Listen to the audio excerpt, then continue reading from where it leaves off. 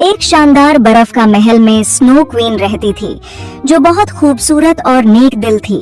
बर्फ से ढके हुए महल के करीब ही साहो नाम का गांव था, जहां लोग अक्सर बर्फ की मलका और उसके चमकते महल की कहानियां सुनाते थे।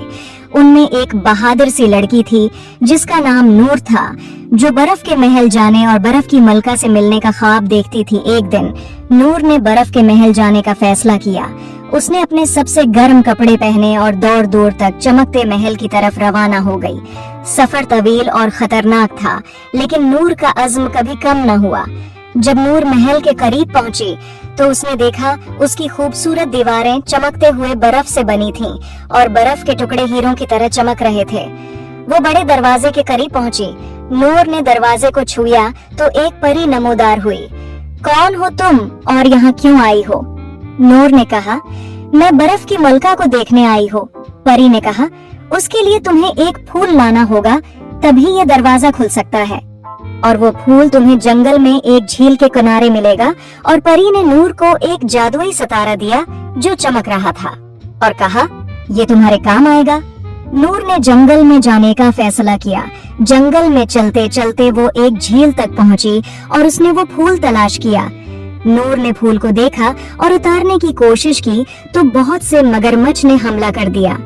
नूर देखकर डर गई, मगर फिर उसने बहादुरी से उनका मुकाबला किया और फूल हासिल कर लिया। नूर फूल लेकर महल गई। दरवाजा खुद ब खुद खुल गया।